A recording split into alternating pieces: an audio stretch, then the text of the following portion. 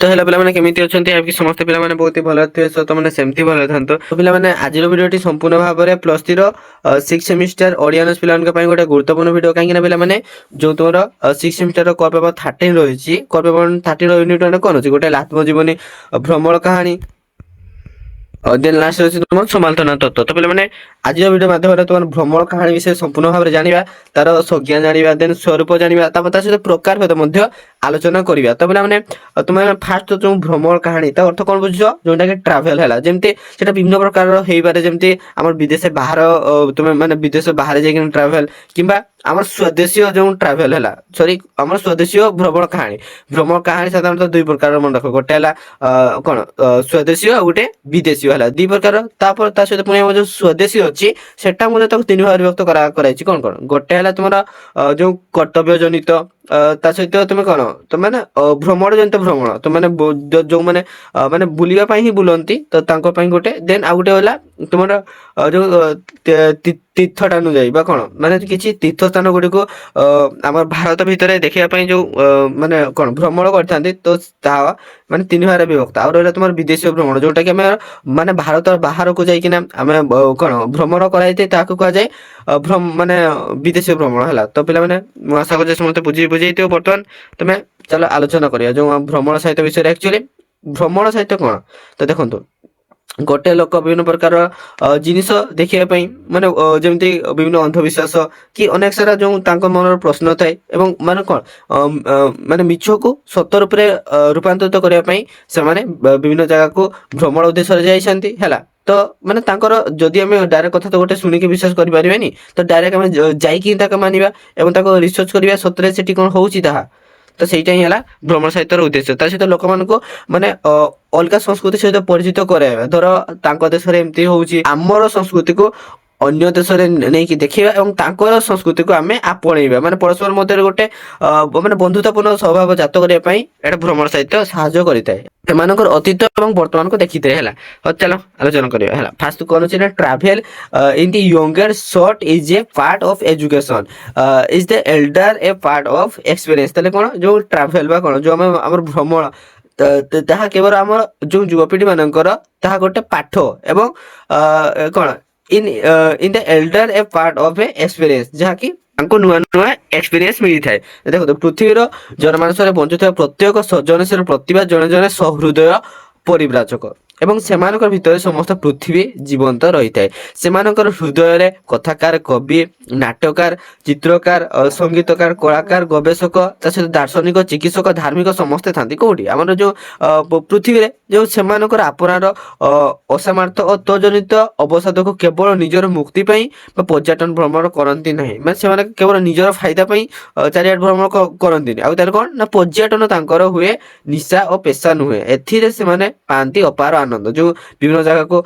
बुली थांती हैला। तो ताले कोन से निजर मुक्ति पई नुहे सेठी तांकर निशा और पेशा मध्य नुहे सेमाने जानती अपार आनंद पई तो एही आनंद भीतर थाए जीवन को खोजिबा देखिबा आ अनुभव करिबा माने देखंतो जदी गोटे नुआ नुआ जगह तुम जो पिकनिक करिया पई जाउछो कि जे कोनोसी कारण जाउना काहे नुआ जगह गले तुमर मन टिके माने कोन आनंद मिली थाए हैला तांकर नुआ नुआ संस्कृति नुआ चाली चलणी एटा नुआ सब दृश्य देखि कि तुमको खुशी लागिते से परि भाबरे एहा कोन करथाय ना एही आनंद भितरे जीवन को खोजिबा तसे देखिबा आ अनुभव करिया को को जायते कोन भ्रमण सहित माध्यम रे होइते अनुभव को आपनार जीवन यात्रा रे एक कर देवार मानसिकता ताले कोन आमे जदी हमर अनुभव कहला आपनार जीवन यात्रा रे आपनार जीवन यात्रा एक जदी हमें एक कर देवार मानसिकता रहिछि तेबे टिके रहंतु देखो आपनार जो अनुभवटी रही तो ताको जीवन यात्रा एक कर देवार मानसिकता रही थाए हैला। देखो से जो भूमि को जाए जो मनीष पहाड़ पर्वत नदी समुद्र गछलता पशु पक्षी माटी पानी पवन और आकाश सहित संपर्क जोड़े सेमानकर पाखरे साधारण मर्षटी परि केवल ठिया हुएनी बरं सेमानकर हाथ धरी से भीतर को पशि जाए कोठिकार माने पर्वत हो कि पहाड़ हो माने सेठी तांको सर पुरा मिसी जाइते एवं सेमानकर प्राण सहित मित बसे मित माने कोन बंधुता करे सेमानकर अतीत और वर्तमान को पढ़े एवं भविष्यत को देखे सेमानकर भीतर देखि से केबे भी घृणा करेनी कि आतंकित मध्य हुएनी एवं सेमानकर विश्वास और आनंद घृणा और प्रीति हिंसता दयाशीलता तथा अर्थ मनस्कता ପରମାର୍ଥିକତା ସବୁ କିଛି ସେ କଣ କରେ ନା ବିତ୍ତ କରି ଗଣ୍ଠିଲିରେ ବାନ୍ଧି ପୁଣି ନିଜ ଭୂମିକୁ ଫେରିଥାଏ ହେଲା। ତାଙ୍କର ଯୋଉ ସଂସ୍କୃତି ରହିଛି ବା ଘୃଣା, ପ୍ରୀତି, ହିଂସତା, ଦୟାଶୀଳତା, ଅର୍ଥମାନସିକତା, ସେ ଯାହା ବି ହଉ ସେ ସବୁ କିଛି ନିଜ ଗଣ୍ଠିଲିରେ ବା କଣ ନିଜର ମନରେ ସାଇତି ରଖି ମାନେ କଣ ପଳେଇ ଆସେ ହେଲା। ମାନେ ତାଙ୍କର କିଛି ପ୍ରକୃତି ତାକୁ ଯାହା ବି କିଛି ଶିଖେଇଥାଏ ସେ ତାହା ଶିଖିକି ନିଜ ଭୂମିକୁ ଫେରି ଆସେ। ତାପରେ ଦେଖନ୍ତୁ ଦାସ ଗୌରାଙ୍ଗ ଚରଣ ଯିଏକି କଣ 1975 ଓଡ଼ିଆ ଭ୍ରମଣ ସାହିତ୍ୟ ସ୍ୱାଧୀନତା ପରବର୍ତ୍ତୀ ଓଡ଼ିଆ ସାହିତ୍ୟର ଭୂମି ତା ସହିତ ଭୂମିକା ଏମିତି ଏମିତି ଏକ କଣ ମାନସିକତାରେ ବଞ୍ଚୁଥିବା ଭୂମିକୁ ନିର୍ଭରେ ଯାଇପାରୁଥିବା ଭୂମି ମଧ୍ୟରେ ରହିଥିବା ବିବିଧ ଜାତି, ଧର୍ମ, ଭାଷା, ସଂସ୍କୃତିର ଦୁର୍ଭେଦ୍ୟ ପ୍ରାଚୀର ଗୁଡ଼ିକୁ ସହଜରେ ଭୂମିସାତ କରି ଆପଣେଇ ନେବାର ଉଦ୍ୟମ ଶକ୍ତି ଓ ସାମର୍ଥ୍ୟ ହିଁ ତାକୁ କରିଥାଏ। ଜୀବନ ତୀର୍ଥର ଯାତ୍ରୀ ଜୀବନକୁ ଏକ ନିରନ୍ତର ଯାତ୍ରୀ ମଣୁଥିବା ଯାତ୍ରୀ ମାନଙ୍କର ଅନୁଭବ ହିଁ ହେଉଛି ଯଥାର୍ଥରେ ଭ୍ରମଣ ସାହିତ୍ୟ, ଯାହାକୁ କି ଆମ ଜୀବନ ଆଲୋଡ଼ନ ଓ ଅନୁଭବର ଯଥାର୍ଥ ଅନୁପ୍ରେରକ ଧୀଷଣ ପ୍ରେରିତ ଅମୃତ ସାରସ୍ୱତ ବିଭବ ରୂପରେ ଗ୍ରହଣ କରାଯାଇଥାଏ। ତାପରେ ଦେଖିବା ତୁମର କିଏ ଲେଖିଛନ୍ତି ତୁମର ସଂଜ୍ଞା ଗୁଡ଼ିକ କିଏ ଦେଇଛନ୍ତି ନା ସେଣ୍ଟ ଅଗଷ୍ଟାଇନ। ସେ କଣ କହିଛନ୍ତି ନା ଦେଖନ୍ତୁ, ପୃଥିବୀ ଗୋଟେ ବିରାଟ ଗ୍ରନ୍ଥ, ଯେଉଁମାନେ ଘରୁ ଗୋଡ଼ କାଢି ବାହାରକୁ ଯାଇନାହାନ୍ତି ସେମାନେ ଏହି ବିରାଟ ଗ୍ରନ୍ଥର ଗୋଟିଏ ମାତ୍ର ପୃଷ୍ଠା ଅଧ୍ୟୟନ କରିଛନ୍ତି। ଯଦି ସେ ତାପରେ ଦେଖନ୍ତୁ ଏଟା କିଏ କହିଛନ୍ତି ସେଣ୍ଟ ଅଗଷ୍ଟାଇନ। ତାପରେ ଦେଖିବା travelling as prove to be a great labour in mental dispractice, ଅର୍ଥାତ କଣ ନା ଗତାନୁଗତିକ ଜୀବନଧାରାରୁ କିଛି କ୍ଷଣ ମୁକ୍ତି ଦେବାକୁ ଯୁଗ ଯୁଗ ଧରି ପର୍ଯ୍ୟଟନ ପିପାସା ଘରବନ୍ଧା ମଣିଷକୁ ବ୍ୟାକୁଳ କରିଛି ଏବଂ ତାର ମାନସିକ ଅବସାଦ ଓ କ୍ରାନ୍ତି ଦୂରୀକରଣ ପାଇଁ ଏଥିପାଇଁ ମଣିଷ ଘୁରି ବୁଲିଛି ପର୍ଯ୍ୟଟକ ଭାବରେ ଗୋଟିଏ ସ୍ଥାନରୁ ଭିନ୍ନ ଏକ ସ୍ଥାନକୁ।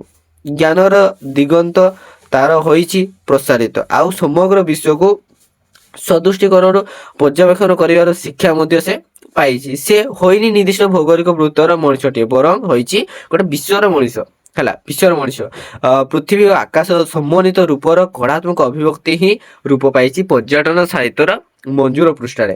3 ନମ୍ବର ଦେଖିବା କଣ ଅଛି ଦେଖନ୍ତୁ, ଦେଖିଥିବା ବିଷୟର ସାର୍ଥକ ବିଷୟ ନିର୍ବାଚନ ଓ ତାହାର ରସ ରୂପାୟନ ଅର୍ଥାତ ଦୃଷ୍ଟି ପଦାର୍ଥର ରସ ବିକାଶ ଉପଯୋଗୀ ଉପଯୁକ୍ତ ପରିବେଶ ହିଁ ଭ୍ରମଣ ସାହିତ୍ୟ ଯଥାର୍ଥ ପ୍ରାଣ କେନ୍ଦ୍ର ହୋଇଥାଏ ହେଲା। ତାପରେ ପର୍ଯ୍ୟଟନର ପ୍ରାଣବନ୍ତ ଅନୁଭୂତିର ସହାୟତାରେ ବିଷୟ ନିର୍ବାଚନ ଓ ତାର ରସ ରୂପାୟନ ଯେଉଁଠି ହୁଏ, ଯେତେ ମୌଳିକ ଓ ସୃଷ୍ଟି ସୌନ୍ଦର୍ଯ୍ୟ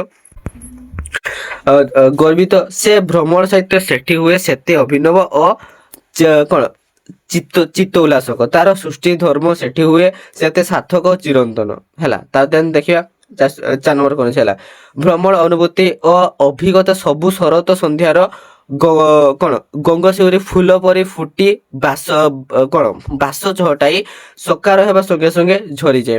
ସଙ୍ଗେ ସଙ୍ଗେ ସେଗୁଡ଼ିକୁ ଲିପିବଦ୍ଧ ନ କଲେ ତାହା ବିସ୍କୃତ କରରେ ରହିଯାଏ ଏବଂ ଦେଖନ୍ତୁ ପରେ ସେଗୁଡ଼ିକୁ ସ୍ମୃତିରୁ ଉଦ୍ଧାର କରିବା ସମ୍ଭବ ହୁଏ ନାହିଁ। ସ୍ମୃତିରେ ହିଁ ବିଲୀନ ହୋଇଯାନ୍ତି ଅନେକ ନୂଆ ମଣିଷ ଓ ବହୁ ବିଚିତ୍ର ଅଭିନେତା। ମହାନ୍ତି ଜାନକୀ ଚିତ୍ତକ ଆମେରିକାରୁ ୟୁରୋପ ଆଫ୍ରିକା ଏକ ଦୃଷ୍ଟିପାତ ହୋଇଥାଏ। ଦେଖନ୍ତୁ ସଂକୀର୍ଣ୍ଣ ସୀମାବଦ୍ଧତା ମଣିଷର ଦୃଷ୍ଟିଭଙ୍ଗୀକୁ ରୁଗ୍ଣ କରିଦେଇଥାଏ। ତା ସହିତ ଦୃଷ୍ଟିଭଙ୍ଗୀର ପ୍ରସାରଣ ଜୀବନର ବିଚିତ୍ର ରହସ୍ୟମୟ ଜଗତର ଉପଲବ୍ଧି ନିର୍ମିତ ପର୍ଯ୍ୟଟନର ଭୂମିକା ନିଶ୍ଚିତ ଭାବରେ ଗୁରୁତ୍ୱପୂର୍ଣ୍ଣ ହୋଇଥାଏ।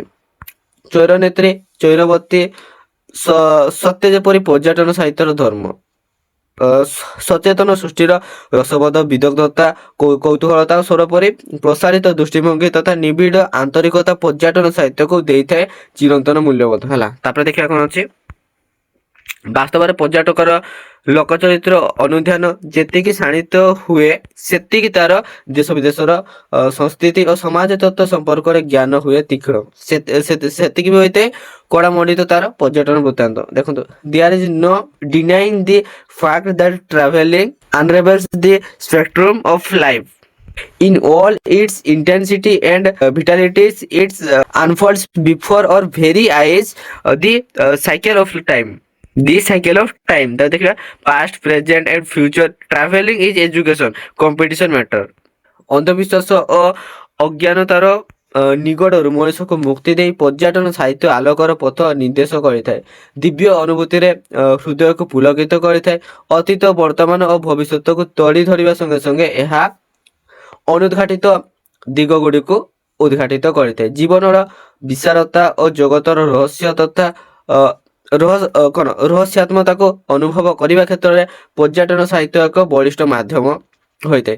ହୃଦୟ ମଧ୍ୟରେ ସଞ୍ଚିତ ଅଳଧକୁ ସଫା କରି ଏହା ନୂତନ ଆଲୋକର ପଥ ନିର୍ଦ୍ଦେଶ କରିଥାଏ, ଜୀବନକୁ ଦିଏ ପରିପୂର୍ଣ୍ଣତାର ରୂପ। ଏହି କାରଣରୁ ଆଜିର ଏ ଯୁଗରେ ପର୍ଯ୍ୟଟନ ସାହିତ୍ୟକୁ ସାହିତ୍ୟର ଏକ ବଳିଷ୍ଠ ଭାବରେ ସ୍ୱୀକୃତି ପ୍ରଦାନ କରାଯାଇଛି। ଗୋଲକ ବିହାରୀ ଧର ଦୂର ପର୍ବତ ପରି ଦୂର ଦେଶ ସୁନ୍ଦର, ଏହି ଆକାଶ ପୃଥିବୀ ଜଳ ସ୍ତର ପାହାଡ଼ ପର୍ବତ କେତେ ନୂତନ ରୂପରେ ଦେଖା ଦିଅନ୍ତି। ଏହି ମନୁଷ୍ୟ ଓ ତାର ଅନୁଷ୍ଠାନ ଗୁଡ଼ିକ କେତେ ଭିନ୍ନ ଦେଖାଯାନ୍ତି, ଅଥଚ ବାହାରର ସେହି ବିଭିନ୍ନତା ଭିତରେ ମନୁଷ୍ୟ ଜୀବନର ଏକତାର ଧାରା ଦେଖିପାରିଲେ ପୃଥିବୀ ଅଧିକ ସୁନ୍ଦର ହେବ। ତାହା ହିଁ ଭ୍ରମଣ କାହାଣୀର ଲକ୍ଷ୍ୟ। ମଣିଷ ନଦୀ ଭଳି ପ୍ରବାହମାନ, ଉତ୍ପତ୍ତି ସ୍ତର ଯେଉଁଠି ବି ହେଉନା କାହିଁକି ସେ ଭଲ ପାଏ ବହିଯିବାକୁ। ଜଣା ଅଜଣା ପୃଥିବୀ ସାରା ସେ ଚାହେଁ ଚୌଦି ଯିବାକୁ ବିଶ୍ୱ ପ୍ରାଣର ଅତଳ ତରଳୁ। ଏ ଆଗ୍ରହ ସାର୍ବଜନୀନ। ତେଣୁ ଆଧୁନିକ ମଣିଷର ଦେଶ ପର୍ଯ୍ୟଟନର ଉଦ୍ଦେଶ୍ୟ ହେଉଛି ବିଶ୍ୱ ଭାତୃଭାବ ଓ ସାଂସ୍କୃତିକ ଆଦାନ ଜରିଆରେ ମଣିଷ ଭିତରେ ଯେଉଁ ଭାବ ଜଗତର ସଂଯୋଗ ସ୍ଥାପନ। ତେଣୁ ପର୍ଯ୍ୟଟନ ହେଉଛି ବାସ୍ତବରେ ଏକ ପ୍ରବାସୀ ତୀର୍ଥଯାତ୍ରା। ତାପରେ ଦେଖିବା ସ୍ୱରୂପ ଗୁଡ଼ିକ ହେଲା। ଭ୍ରମଣ ସାହିତ୍ୟ ଏକ ତଥ୍ୟାଶ୍ରୟୀ ମନ୍ମୟୀ ସାରସ୍ୱତ କରା ଭ୍ରମଣ ସ୍ଥାନର ଯଥାଯଥ ବିବରଣୀ ସହିତ ଲେଖକର ପ୍ରଥମ ପୁରୁଷଚିତ୍ତ ଅନୁଭୂତି ଲବ୍ଧ କଥା, ଯାହାକି କଳାତ୍ମକ ରୂପମଣ୍ଡଳୀର ମଣ୍ଡିତ ହୋଇ ପାଠକ ପ୍ରାଣକୁ ଅଫୁରନ୍ତ ଆନନ୍ଦର ଉଚ୍ଛ୍ୱାସ ତଳେ। ଭ୍ରମଣକାରୀ ଲେଖକ ଯେତେବେଳେ ନିଜର ଭ୍ରମଣ ଜନିତ ଅଭିଜ୍ଞତା ଓ ଅନୁଭୂତିକୁ ନେଇ ଭ୍ରମଣ କାହାଣୀ ଲେଖେ, ସେତେବେଳେ ସତ୍ୟ ଦୃଷ୍ଟି ଉପରେ ଅଧିକ ପ୍ରାଧାନ୍ୟ ଦେଇଥାଏ। ପହଞ୍ଚିବା ଠାରୁ ବିଦାୟ ପର୍ବ ପର୍ଯ୍ୟନ୍ତ ବିବିଧ ଘଟଣା ଗୁଡ଼ିକୁ ମନଲୋଭା କାହାଣୀ ମାଳାରେ ସଜ୍ଜିତ କରି ପାଠକ ପ୍ରାଣକୁ ସୁରଭିତ କରିବାରେ ସହାୟକ ହୋଇଥାଏ। ଲେଖକର କଳ୍ପନା ମାଧୁରୀର ଅପୂର୍ବ ଛୁଆଁରେ ଅଙ୍ଗେନି ବା କାହାଣୀ ସବୁ ସହଜ ସରଳ ସୁନ୍ଦର ତଥା ରସସିକ୍ତ ହୋଇ ଉଠେ। ଏଥିରେ ଥାଏ ଆବେଗ ଉତ୍କଣ୍ଠା, ସତ୍ୟ ଘଟଣା, ବ୍ୟକ୍ତି ବିଶେଷ ତଥା ଅନୁଷ୍ଠାନ ମାନଙ୍କର ଯଥାନୁରୂପ ଚିତ୍ର ଓ ଚରିତ୍ର। ତାପରେ ଦେଖନ୍ତୁ କଣ ଅଛି, ଏହି ଧାରାରେ ଲେଖକର ମନ ବ୍ୟସ୍ତ ହୋଇ ଉଠେ। ନିଜ ଦେଶର ସମାଜ ସଂସ୍କୃତି ସହିତ ଜୀବନଧାରା ସହିତ ଭ୍ରମଣ ଦେଶ ବା ସ୍ଥାନ ସମାଜ ଓ ସଂସ୍କୃତି ସହିତ ତୁଳନା କରିବାକୁ ସେଠି ସେ ନିର୍ମଳ ଚିତ୍ରରେ ନିରପେକ୍ଷ ବିଚାରକର ଭୂମିକା ନେଇଥାଏ, ଯାହାକୁ ପାଠ କରି ସହୃଦୟ ପାଠକ ଅନେକ ଅଜଣା ତଥ୍ୟକୁ ମଣିବାକୁ ସମର୍ଥ ହୋଇଥାଏ। ତାପରେ ଦେଖନ୍ତୁ, ଏହା ବ୍ୟକ୍ତିର ବହିର୍ଜଗତ ସମ୍ପର୍କିତ ଜ୍ଞାନ ପିପାସାର ଏକ ମନ୍ମୟ ଅଲେଖ୍ୟ। ବ୍ୟକ୍ତି ଚେତନାର କୂପମଣ୍ଡୁ କତ ଦୂର କରି ବ୍ୟାପକ ମନଶ୍ଚେତନାର ନୂତନ ଦିଗନ୍ତକୁ ଉନ୍ମୋଚନ କରିବାରେ ସହାୟକ ହୋଇଥାଏ। ସମସ୍ତ ଦ୍ୱନ୍ଦ୍ୱ ଭାବନାର ସମାଧାନ ପନ୍ଥା ଦର୍ଶାଏ। ମନୋଜଗତକୁ ବିସ୍ତୀର୍ଣ୍ଣ ଓ ସରସ କରିଥାଏ। ବାସ୍ତବରେ ସାମ୍ପ୍ରତିକ ସାରସ୍ୱତ ଜଗତରେ ଭ୍ରମଣ କାହାଣୀ ଶୁଷ୍କ ନିରସର କାହାଣୀ ନୁହେଁ, ଏ କାହାଣୀ ହେଉଛି ଭ୍ରମଣକାରୀର ଅଙ୍ଗେଲିଭା ଅନୁଭୂତିର କାହାଣୀ। ସତ୍ୟ ଯେପରି ଚିତ୍ତଲାସକାରୀ କଳକର ନାଦିନୀ ସର୍ପ ଝରଣାଟିଏ। ଅପୂର୍ବ ଶବ୍ଦ ସଂଯୋଜନା, ବର୍ଣ୍ଣନ ଭଙ୍ଗୀର ମଞ୍ଜୁଳତା, ତୀର୍ଯ୍ୟକ ଦୃଷ୍ଟିଭଙ୍ଗୀ, ଅନ୍ତର୍ଭେଦୀ ଅନୁଶୀଳନୀ ଯୋଗ୍ୟ ପ୍ରାଜ୍ଞିକ ସର୍ତ୍ତ, ଏସବୁ ଭିତରେ ପାଠକ ପାଇଛି ଉପନ୍ୟାସ ବା ଗଳ୍ପ ପରି ଗୀତିମୟତାର ଅପୂର୍ବ ଆବେଗ, ହୃଦୟ ଛୁଆଁ ମୂଲ୍ୟାୟନ, ଲଳିତ ଭାବ, ତା ସହିତ ବିସ୍ତୃତ ଇଲାକାରେ ପାଠକ ମନରେ ଭ୍ରମ ଆଣେ। ସତେ ଯେପରି ଏହା ଭ୍ରମଣକାରୀର ଭ୍ରମଣ ବୃତ୍ତାନ୍ତ ହୋଇନାହିଁ, ପରନ୍ତୁ ଏହା ହୋଇଛି ଯୋଡ଼ିବାର ଛନ୍ଦିବାର ଚେତନା ଭିତରେ ନିଜକୁ ହଜାଇ ଦେବାର ଅଦମ୍ୟ ଶାଶ୍ୱତ କଳାତ୍ମକ ପ୍ରଚେଷ୍ଟା। ସାଂସ୍କୃତିକ ଭାବ ବିନିମୟ ଓ ଆନ୍ତର୍ଜାତିକ ବୁଝାମଣା ଦିଗରେ ସୃଷ୍ଟି ହୋଇଥାଏ ସମୁଚିତ ଦିଶାରା। ତାର ପ୍ରକାର ବିଷୟରେ ଯେଉଁ ଜାଣିବା ହେଲା, ଫାଷ୍ଟ କେତେ ପ୍ରକାର ସ୍ୱଦେଶାନୁଭୂତି ମୂଳକ ଆଉ ଗୋଟେ ବିଦେଶାନୁଭୂତି ମୂଳକ ହେଲା। ଦେଖ, ପ୍ରକାରଭେଦ କ'ଣ ନା ଭ୍ରମଣକାରୀର ଅନୁସନ୍ଧାନୀ ମନର ଜାଗ୍ରତା, ନୂଆ କିଛି ଉପଲବ୍ଧି କରିବାର ଆକାଂକ୍ଷା, ବିଶେଷଣାତ୍ମକ ବିଚାରବୋଧ ଓ ଉଦ୍ଦେଶ୍ୟ ସିଦ୍ଧି ଦୃଷ୍ଟିଭଙ୍ଗୀକୁ ବିଚାରକୁ ନେଇ ସାଧାରଣତଃ ଏହାକୁ ଦୁଇ ଭାଗରେ ବିଭାଗୀକରଣ କରାଯାଇପାରେ। ଯଥା କ'ଣ, ଗୋଟେ ହେଲା ସ୍ୱଦେଶାନୁଭୂତିମୂଳକ ଭ୍ରମଣ ସାହିତ୍ୟ, ଆଉ ଗୋଟେ ବିଦେଶାନୁଭୂତିମୂଳକ ଭ୍ରମଣ ସାହିତ୍ୟ। ସ୍ୱଦେଶାନୁଭୂତିମୂଳକ ଭ୍ରମଣ ସାହିତ୍ୟ, ଯୋଉଟାକି ସ୍ୱଦେଶାନୁଭୂତିମୂଳକ ଭ୍ରମଣ ସାହିତ୍ୟ ମଧ୍ୟରେ ଭାରତର ବିଭିନ୍ନ ପ୍ରସିଦ୍ଧି ଲାଭ କରିଥିବା ଭ୍ରମଣ ଜନିତ ଅନୁଭୂତି ଆଧାରିତ ଭ୍ରମଣ କାହାଣୀକୁ ନେଇ ଏହା ରଚିତ ହୋଇଥାଏ। ଦେଖନ୍ତୁ, ଆତ୍ମିକ ଦିଗରୁ ବିଚାରକୁ ନେଇ ଏହାକୁ ଯଥାକ୍ରମେ ତିନୋଟି ଭାଗରେ ବିଭାଗୀକରଣ କରାଯାଇପାରେ। ଯଥା କ'ଣ, କର୍ତ୍ତବ୍ୟାନୁସାରୀ ଭ୍ରମଣ ବୃତ୍ତାନ୍ତ, ଆଉ ଗୋଟେ ଭ୍ରମଣାନୁସାରୀ ଭ୍ରମଣ ବୃତ୍ତାନ୍ତ ଓ ଯୋଉ ତୀର୍ଥାଟନାନୁସାରୀ ଭ୍ରମଣ ବୃତ୍ତାନ୍ତ। କର୍ତ୍ତବ୍ୟାନୁସାରୀ ଭ୍ରମଣ ବୃତ୍ତାନ୍ତ, କର୍ତ୍ତବ୍ୟ ଅନୁରୋଧରେ ଯେଉଁ କେତେଜଣ ଲବ୍ଧ ପ୍ରତିଷ୍ଠିତ ଉତ୍କଳୀୟ ଭାରତର ବିଭିନ୍ନ ସ୍ଥାନକୁ ଭ୍ରମଣ ଉଦ୍ଦେଶ୍ୟରେ ଯିବା ଅବସରରେ ସେହି ସ୍ଥାନର ଦୃଶ୍ୟାବଳୀ ସହିତ ବିବିଧ ତଥ୍ୟରାଜିକୁ ନେଇ ନିଜର ସୃଜନୀ ପ୍ରତିଭାର କାଉଁଳି ସ୍ପର୍ଶରେ ଯେଉଁ ଭ୍ରମଣ ସାହିତ୍ୟ ସୃଷ୍ଟି କରିଥାନ୍ତି, ତାହା ବେଶ ସୁଖପାଠ୍ୟ ହୋଇ ପାଠକୀୟ ଦୃଷ୍ଟି ଆକର୍ଷଣ କରିଥାଏ। ଉଦାହରଣ ସ୍ୱରୂପ ସୂର୍ଯ୍ୟକାନ୍ତ ଦାସଙ୍କର ନାଗାରାଇ, ସୁରେନ୍ଦ୍ର ଦାସ ଦ୍ୱିବେଦୀଙ୍କର ରାଜଭବନରୁ ହସ୍ତଲିପି ଇତ୍ୟାଦି କେତୋଟି କର୍ତ୍ତବ୍ୟ ପ୍ରଣୋଦିତ ଭ୍ରମଣ କାହାଣୀ। ଭ୍ରମଣାନୁଯାୟୀ ଭ୍ରମଣ ବୃତ୍ତାନ୍ତ, ମଣିଷ ତାର ଦୈନନ୍ଦିନ କାର୍ଯ୍ୟ ବ୍ୟସ୍ତତା ଭିତରେ ମୁକ୍ତି ପାଇବା ପାଇଁ ବିଭିନ୍ନ ସ୍ଥାନ ପରିଭ୍ରମଣ କରି ଆତ୍ମତୃପ୍ତି ଲାଭ କରିଥାଏ। ଭ୍ରମଣ ଅବସରରେ ଆତ୍ମଦେଖା ସ୍ଥାନ ଗୁଡ଼ିକର ବିଶେଷତ୍ୱ ତା ହୃଦୟରେ ଯେଉଁ ଅଫୁରନ୍ତ ଉଚ୍ଛ୍ୱାସ ସୃଷ୍ଟି କରେ, ତାର ଫଳଶ୍ରୁତି ହେଉଛି ଏ ପ୍ରକାରର ଭ୍ରମଣ ସାହିତ୍ୟ। ଉଦାହରଣ ସ୍ୱରୂପ ଗୋଲକ ବିହାରୀ ଧରଙ୍କର ତାଜମହଲର ଦେଶ ଓ ଗଙ୍ଗାରୁ ଗୋଦାବରୀ, କୁଞ୍ଜ ବିହାରୀ ଦାସଙ୍କର ମୋ ସ୍ୱପ୍ନର କାଶ୍ମୀର, ନାରାୟଣ ସେନଙ୍କର ହିମାଳୟ ପଥ ଆଦି ହେଉଛି ଏହି ଶ୍ରେଣୀର କେତୋଟି ଜନପ୍ରିୟ ଭ୍ରମଣ ସାହିତ୍ୟ। ତାପରେ ଦେଖନ୍ତୁ, ତୀର୍ଥାଟନାନୁସାରୀ ଭ୍ରମଣ ବୃତ୍ତାନ୍ତ। ଭାରତ ତଥା ଓଡ଼ିଶାର ଜନସାଧାରଣ ଗଭୀର ଧର୍ମ ବିଶ୍ୱାସୀ, ସେଥିପାଇଁ ସେମାନେ ଅବସର ସମୟରେ ବିଭିନ୍ନ ତୀର୍ଥସ୍ଥାନ ଗୁଡ଼ିକୁ ଭ୍ରମଣ କରି ପୁଣ୍ୟ ଅର୍ଜନ କରିଥାନ୍ତି ହେଲା। ତାପରେ କ'ଣ କରିଥାନ୍ତି ନା, ଦେଖନ୍ତୁ, କାରଣ ସକର ପାପ ପୁଣ୍ୟ ଇହକାର ପରକାର ଗତି ମୁକ୍ତିଜନିତ ଅକଳ୍ପନୀୟ ବିଶ୍ୱାସ ସେମାନଙ୍କୁ ତୀର୍ଥସ୍ଥାନ ଭ୍ରମଣ କରିବା ପାଇଁ ଅନୁପ୍ରାଣିତ କରିଥାଏ। ତାର ସେହି ଆଧ୍ୟାତ୍ମିକ ଅତୁଟ ବିଶ୍ୱାସର ଫଳଶ୍ରୁତି ହେଉଛି ଏତାଦୃଶ ଭ୍ରମଣ ସାହିତ୍ୟ। ଉଦାହରଣ ସ୍ୱରୂପ ପଣ୍ଡିତ କୁଳମଣି ଦାସଙ୍କର ହିମାଳୟ ପଥେ, ଅନନ୍ତ ଚରଣ ସେନଙ୍କର ସେତୁବନ୍ଧ, ରାମେଶ୍ୱର ଆର୍ତ୍ତତ୍ରାଣ ମିଶ୍ରଙ୍କର ତୁଷାର ତୀର୍ଥ, ଅମରନାଥ ବିଭୂତି ପଟ୍ଟନାୟକଙ୍କର ତୀରେ ତୀରେ ତୀର୍ଥ, ଗୋରାଚାନ୍ଦ ମିଶ୍ରଙ୍କର ପୁଟ୍ଟପର୍ତ୍ତା ଇତ୍ୟାଦି ତୀର୍ଥାଟନ ସମ୍ପର୍କିତ ଭ୍ରମଣ ସାହିତ୍ୟ ଭାବରେ ବେଶ ଜନାଦୃତ। ବିଦେଶାନୁଭୂତିମୂଳକ ଭ୍ରମଣ ସାହିତ୍ୟ, ସରକାରଙ୍କର ବୃତ୍ତି ଲାଭ କରି ବିଶ୍ୱର ବିଭିନ୍ନ ପ୍ରତିଷ୍ଠିତ ଅନୁଷ୍ଠାନର ନିମନ୍ତ୍ରଣ କ୍ରମେ ଆଲୋଚନା ଚକ୍ରରେ ଅଂଶଗ୍ରହଣ ବା ଗବେଷଣା ତଥା ଉଚ୍ଚଶିକ୍ଷା ପ୍ରାପ୍ତି ନିମନ୍ତେ କିମ୍ବା ରାଜନୈତିକ ଉଦ୍ଦେଶ୍ୟ ଜନିତ ହେଉ ବା ବିଶ୍ୱ ଭ୍ରମଣ କରିବାର ଆଶାରେ ଓଡ଼ିଶାର ବହୁ ବିଶିଷ୍ଟ ବ୍ୟକ୍ତିବିଶେଷ ବିଭିନ୍ନ ସମୟରେ ବିଦେଶ ଯାତ୍ରା କରିଛନ୍ତି। ଏହି ବ୍ୟକ୍ତିବିଶେଷ କ'ଣ ବିଦେଶ ଅନୁଭୂତିକୁ ନିଜସ୍ୱ ଦୃଷ୍ଟିକୋଣରୁ ଆଲୋଚନା କରି ଏତାଦୃଶ ଭ୍ରମଣ ସାହିତ୍ୟକୁ ସମୃଦ୍ଧ କରିଛନ୍ତି। ଉଦାହରଣ ସ୍ୱରୂପ ମାୟାଧର ମାନସିଂହଙ୍କର ପଶ୍ଚିମ ପଥିକ, ଗୋଲକ ବିହାରୀ ଧରଙ୍କର ଲଣ୍ଡନ ଚିଠି, ଅନନ୍ତ ଶଙ୍କର ରାୟଙ୍କର ବିଲାତ ଚିଠି, ମନୋଜ ଦାସଙ୍କର ଦୂର ଦୂରାନ୍ତର, ରମାମଣି ମିଶ୍ରଙ୍କର ଆମେରିକା ଚିଠି, ଶ୍ରୀରାମ ଦାସଙ୍କର ୟୁରୋପ ପ୍ରେମ ଅନୁଭୂତି ଓ ଶ୍ରଦ୍ଧାକର ରୂପକାରଙ୍କର ରୁଷ ଭ୍ରମଣ ଇତ୍ୟାଦି ଭ୍ରମଣ ସାହିତ୍ୟକୁ ଗ୍ରହଣ କରାଯାଇଥାଏ। ତ ଏଠି ତୁମର ସରିଗଲା ଭ୍ରମଣ କାହାଣୀର ପ୍ରକାରଭେଦ। ଦେନ୍ ଆମେ ଦେଖାବା ଗୋଟେ ନେକ୍ସଟ ଭିଡ଼ିଓ ମାଧ୍ୟମରେ। ଧନ୍ୟବାଦ, ଜୟ ଜଗନ୍ନାଥ।